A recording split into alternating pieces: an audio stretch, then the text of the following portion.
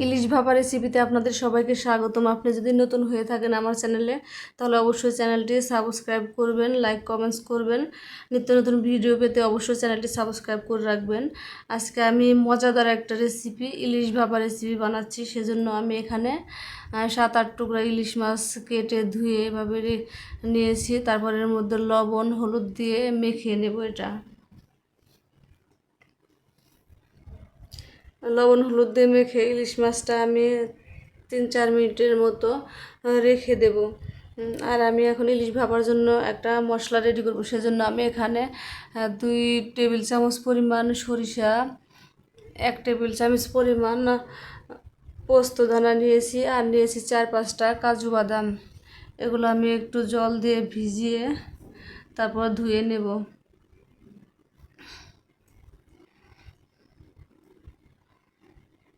এটা আমি ধুয়ে নিয়েছি। এখন আমি এর মধ্যে 5-6টা কাঁচামরিচ দিয়ে দেব পরিমাণ মতো লবণ, 1 টেবিল চামচ হলুদ, নারকেল কোরানোটা আপনারা আপনাদের ইচ্ছে মতো দিতে পারেন। তারপর দিয়ে দেব সরিষার তেল আর পরিমাণ মতো জল দিয়ে সবগুলো মিশিয়ে নেব।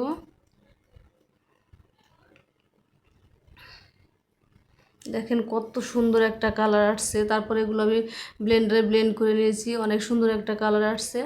আর আমি এই ইলিশ ভাপা এক্সট্রা কোনো মশলা অ্যাড করব না। এখানে যেগুলো দিয়েছি ওভাবে ওগুলো দিয়েই আমি ইলিশ ভাপাটা করব। এখানে আমি একটা টিফিন বক্স নিয়েছি, এরকম বক্সে করে করতে হবে। এখানে আমি সেই সরিষা পেস্ট করা পুরোটা দিয়ে দিচ্ছি না, অল্প পরিমাণ দিয়ে দিচ্ছি, দিয়ে চারপাশে মিশিয়ে নিচ্ছি। এখন ইলিশ মাছগুলো এভাবে সাজিয়ে সাজিয়ে দেব। আমি একটা একটা করে ইলিশ এভাবে সাজিয়ে দেব।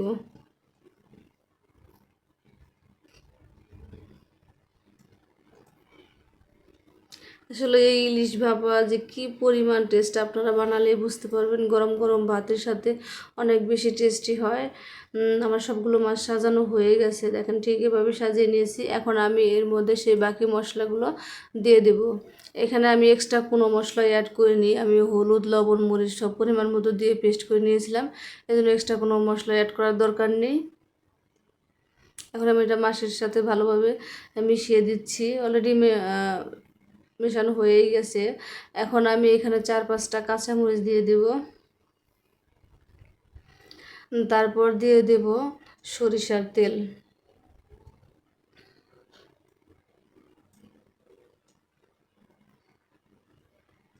এখন আমি টিফিন বক্সের মুখটা বন্ধ করে দেব।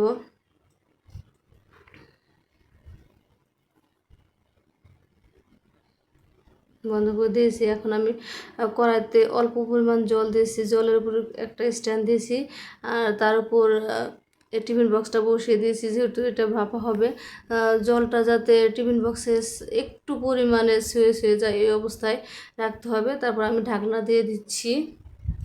মিনিমাম 25 মিনিট এটা ভাপিয়ে নিতে হবে। বলক এসে গেছে, আমি একবার একটু দেখে নিলাম ঠিক আছে কিনা। খুলতে পারিনি, এমনি দেখলাম তো ঠিক আছে। 25 মিনিট পর আমি ফিরে আসলাম। আমার ইলিশ ভাপা অলরেডি হয়ে গেছে। এটা আমি ঠান্ডা করে তারপর নামিয়ে নেব। ঠান্ডা করে নামিয়েছি, দেখেন কত সুন্দর আসছে ইলিশ ভাপা রেসিপিটা। আর খেতেও অনেক বেশি টেস্টি ছিল।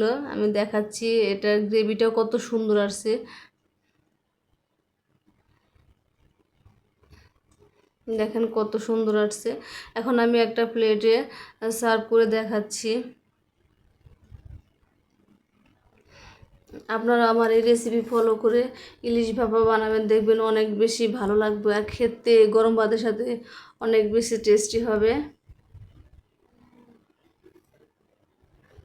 আর কালারটা জাস্ট ওয়াও। ভিডিওটি ভালো লাগলে লাইক কমেন্টস এবং সাবস্ক্রাইব করবেন। ধন্যবাদ।